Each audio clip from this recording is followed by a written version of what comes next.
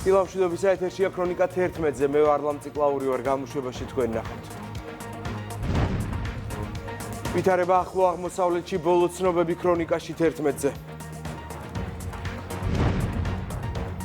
იმერეთში გემოფესტი დღეს დასრულდება.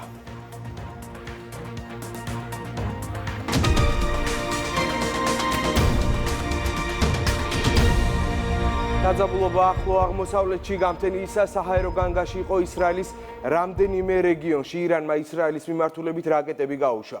დაიღუპა 3 ადამიანი, სარაკეტო დარტყმებს არ წყვეტს ისრაელი. ღამით ისრაელის არმიამ ირანის თავდაცვის სამინისტრო შენობაზე მიიტანა იერიში. ამერიკასა და ირანს შორის ბირთვულ შეთანხმებაზე მოლაპარაკებების მორიგი რაუნდი დღეს უნდა გამართულიყო, თუმცა მოლაპარაკებები სავარაუდოდ გაუქმდება. ისრაელის რამდენიმე რეგიონში გამთენიისას ისევ საჰაერო განგაში იყო გამოცხადებული. ირანმა ისრაელის მიმართულებით ბალისტიკური რაკეტები ისროლა. ქალაქ ტამრაში რაკეტა უსართულიან სახლს მოხვდა, დაიღუპა 3 ადამიანი, დაშავდა 16. დაიბომბა თელ-ავივთან ახლოს მდებარე ქალაქი ბატიამიც. იერიში შედეგად სულ მცირე 4 ადამიანი დაიღუპა, დაშავდა 120-ზე მეტი. ერთ-ერთი ბალისტიკური რაკეტა მრავალსართულიან საცხოვრებელ კორპუსს მოხვდა. დაღუპულებსა და დაშავებულებს შორის ბავშვებიცაა. დაახლოებით 20 დაკარგულად ითვლება. მაშველები ნანგრევებში მოყვავილებს ეძებენ. ზარალი ძალიან დიდია. დაღუპულია 4 ადამიანი, დაშავებულია 100-ზე მეტი. მათგან ზოგიერთის მდგომარეობა კრიტიკულია. დაკარგულების ზუსტი რაოდენობა ჯერ დაუდგენელია. ამიტომაც ახლა მათ ძებნაზე ვართ ორიენტირებული. ვიმედოვნებთ, დაღუპულთა რაოდენობა არ გაიზრდება. სარაკეტო დარტყმებს არ წყვეტს ისრაელი. ღამით ისრაელის არმიამ ირანის თავდაცვის სამინისტრო შენობაზე იერიში მიიტანა. შედეგად ნობანიანდის რაიონში მდებარე ირანის თავდაცვის სამინისტროს ერთ-ერთი შენობა დაზიანდა. დაზიანდა უწყების, ინოვაციებისა და კვლევის ორგანიზაციების შენობაც. დაიბომბა თერანთან ახლოს ბუშერის პროვინციაზე მსოფლიოს უდიდესი სამხრეთ პარსის გაზის საბადო და შაჰრანის 2 ნავთობ-ტერმინალი. ობიექტებზე მასშტაბური ხანძარი გაჩნდა. ახლო აღმოსავლეთში შექმნილ სახიფათო მდგომარეობას ატომური ენერგიის საერთაშორისო სააგენტო ეხმაურება და აღნიშნავს, რომ იერიშებისას ირანში ისპაჰანის ატომურ ელექტროსადგურზე 4 კრიტიკულად მნიშვნელოვანი შენობა დაზიანდა, მათ შორის ურანის გადამამუშავებელი და საწვავის ფირფიტების ქარხნები. თუმცა ორგანიზაცია აღნიშნავს, რომ ნეთანზის მსგავსად სადგურის გარეთ რადიაციის ზრდა მოსალოდნელი არ არის. ისრაელის პრემიერ-მინისტრი თეირანზე იერიშებს მოვდევნო დღეებშიც აანონსებს და აღნიშნავს, რომ სამიზნეში აიათოლას რეჟიმის ყველა ობიექტი მოიქცევა. ნეთანიაჰუმ ასევე აღნიშნა, რომ ისრაელის ოპერაციას შეერთებული შტატების პრეზიდენტის მკაფიო მხარდაჭერა აქვს. ჩვენ უზარმაზარი დარტყმა მივაყენეთ ირანის მთავარ ურანის გასამდიდრებელ ობიექტს და თუ საჭირო იქნება კიდევ დავარტყამთ. ბალისტიკური რაკეტები უდიდესი საფრთხეა. ჩვენ მივიღეთ ზომები ირანის ბალისტიკური რაკეტების წარმოების შესაძლებლობების გასანადგურებლად. ძალიან მალე თქვენ იხილავთ ისრაელის საჰაერო ძალების თვითმფრინავებს თეირანის ცაში. ჩვენ დავარტყამთ აიათოლას რეჟიმის ყველა სამიზნეს. ამ დრომდე განხორციელებული დარტყმები არაფერია იმასთან შედარებით, რაც მომდევნო დღეებში იქნება. გეტყვით რა მოხდებოდა ჩვენ რომ არ გვემოქმედა. ინფორმაცია გვქონდა, რომ ეს არაკეთილსინდისიერი რეჟიმი მათი მარიონეტი რეჟიმებისთვის ბირთვული იარაღის გადაცემას გეგმავდა.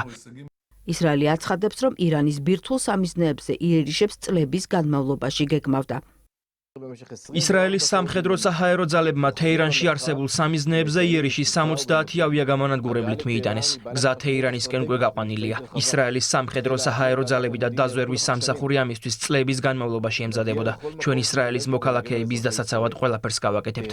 თეირანს უკვე იმუნიტეტი არ აქვს. ირანის დედაქალაქი და ტერორისტები ისრაელის იერიშებისთვის უკვე მოწყვლადია. ვაშინგტონისთვის ისრაელსა და ირანს შორის კონფლიქტის ესკალაცია მოულოდნელი არ ყოფილა, აცხადებს პენტაგონის ხელმძღვანელი.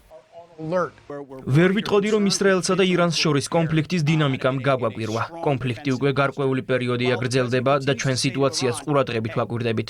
ჩვენ კარგად ვართ მომზადებული ახლო აღმოსავლეთში მყოფი ჩვენი მოქალაქეების დასაცავად. ამისთვის საკმარისი რესურსები გვაქვს. ამერიკის მოქალაქეების უსაფრთხოება ჩვენთვის უპირველესია. პრეზიდენტი ტრამპი უპირატესობას საკითხის მოლაპარაკების მაგიდასთან მოგვარებას ანიჭებს. ირანს ჯერ კიდევ აქვს ამის შესაძლებლობა. ისრაელმა კი მიიღო ზომები, რომელსაც თავდაცვისთვის აუცილებლად მიიჩნევდა. და როგორც გამოჩნდა, ეს ზომები საკმაოდ ეფექტიანი იყო. შეერთებული შტატების პრეზიდენტი კონფლიქტის მოლაპარაკების გზით მოგვარების იმედს ჯერ ისევ არ კარგავს და სოციალური ქსელით ირანს მიმართავს. ამერიკის შეერთებულ შტატებს არაფერი საერთო არ ჰქონია დღესღამით ირანზე განხორციელებულ თავდასხმასთან. თუ ირანი რაიმე ფორმით თავს დაგვესხმება, ამერიკის შეერთებული შტატების შეიარაღებული ძალების სრული ძალა თქვენსკენ გამოემართება. ისეთ დონეზე, როგორიც აქამდე არ გინახავთ. თუმცა ჩვენ შეგვიძლია მარტივად მივაღწიოთ შეთანხმებას ირანსა და ისრაელს შორის და დავასრულოთ ეს სისხლიანი კონფლიქტი. შეერთებულ შტატებსა და ირანს შორის ბირთვულ შეთანხმებაზე მოლაპარაკების მორიგი რაუნდი დღეს უნდა გამართულიყო, მაგრამ გაუქმდა. დონალდ ტრამპსა და ვლადიმერ პუტინს შორის მორიგი სატელეფონო საუბარი გაიმართა 50 წუთიანი დიალოგისას. შეერთებული შტატებისა და რუსეთის პრეზიდენტებმა ახლო აღმოსავლეთში ვითარება განიხილეს, ის საგანგაშოდ შეაფასეს და ირანის ბირთვულ პროგრამასთან დაკავშირებით მოლაპარაკებების განახლება არ გამორიცხეს. საუბარი ასევე შეეხო სტამბოლში რუსეთ-უკრაინის მოლაპარაკებების შედეგად მიღწეული შეთანხმების შესრულების საკითხს. პრეზიდენტების დიალოგის შესახებ კრემლის მიერ გავრცელებული ცნობით რუსეთი უკრაინასთან მოლაპარაკებების გაგრძელებისათვის მზადაა. ვლადიმერ პუტინთან საუბრის შესახებ ცნობას თეთრი სახლიც ავრცელებს და იუწყება, რომ პუტინმა ტრამპს დაბადების დღე მიულოცა.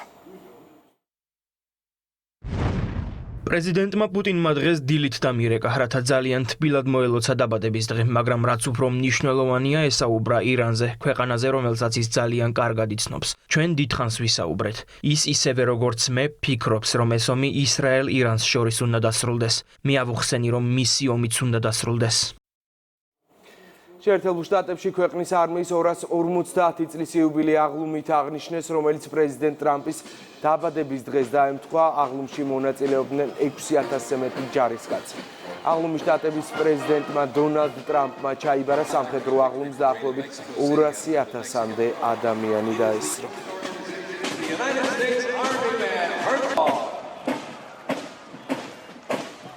In 1908 by the then Lieutenant Edmund Louis Snitz Gruber, which was a descendant of Franz Gruber, who was both silent and their own at the U.S. Army's own.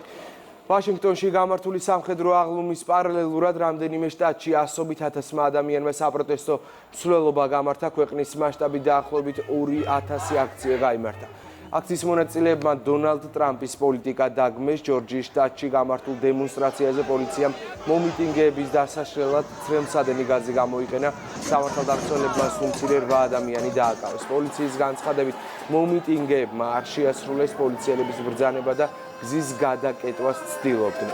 არეულობაში გადაიზარდა საპროტესტო აქცია ლოს-ანჯელესშიც. აქციაში საზოგადოებისათვის ცნობილი პირები, მსახიობები და საზოგადო მოღვაწეების მონაწილეობდნენ. მინესოტას შტატში 2 დემოკრატ კანონმდებელს დაესხნენ თავს. სროლას წარმომადგენელთა პალატის წევრი მელისა ჰორტმანი და მისი მეუღლე ემსხვერპლნენ. მძიმედ არიან დაჭრილი სენატორი ჯონ ჰოფმანი და მისი მეუღლე, რომლებსაც გადაუდებელი ოპერაცია ჩაუტარდა. თავდასხმისას კანონმდებლები თავიანთ სახლებში იმყოფებოდნენ. თავდამსხმელი სავარაუდოდ ერთი და იგივე პირია, რომელიც ამჟამად ძებნაშია. პოლიცია ეჭვობს, რომ ის სამართალდამცველის ფორმით გადაადგილდება და ადგილობრივ მოსახლეობას სიფრთხილისაკენ მოუწოდებს.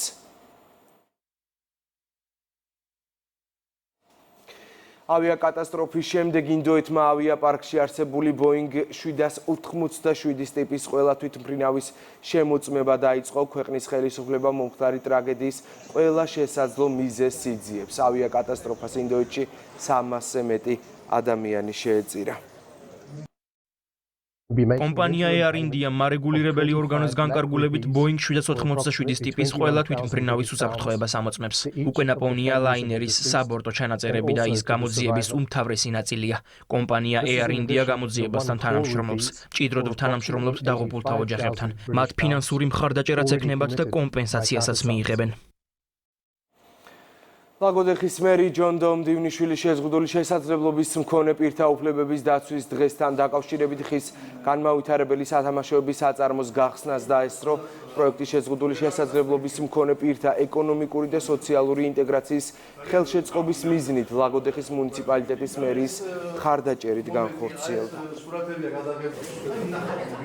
მნიშვნელოვანია, რომ თვითმმართველობამ იზრუნოს მათ სოციალურ-ეკონომიკურ გაძლიერებაზე და სხვადასხვა პროგრამებში და პროექტებში ეს აისახოს ისევე როგორც ადგილობრივ ბიუჯეტში. სწორედ ასეთი პროგრამის ფარგლებში დღეს გავხსენით სოციალური საწარმოო.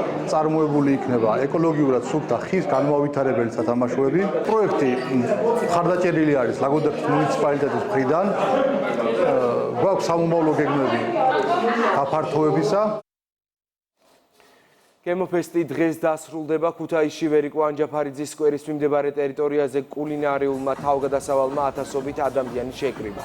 ყველაზე გემრიელ ფესტივალზე წარმოდგენილია როგორც ტრადიციული, ისე ნაკლებად ცნობილი იმერული კერძები, რომლებიც ადგილობრივი მეწარმეების მიერაა დამზადებული.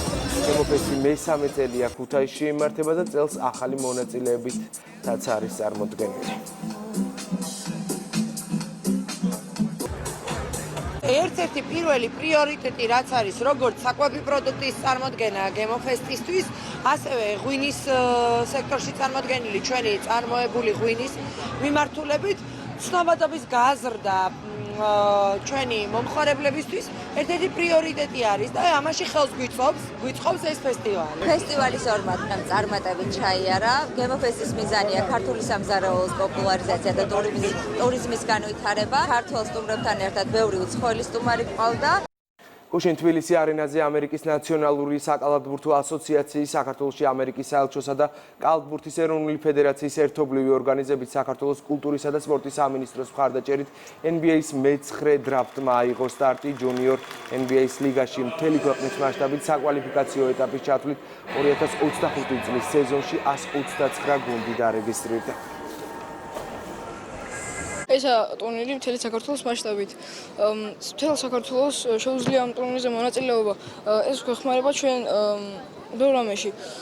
გვაძლევს გამოცდილებას და ასე შემდეგ. რას ნიშნავს ეს ტურნირი ბავშვებისთვის ის, რომ თავიანთი კუმირების მაიკებს მოირგებენ, თავს საყვარელი NBA-ს გუნდის მაისურებს და ითამაშებენ, გაერთობიან, ასე ვთქვათ და წარმატება მინდა უსურვო.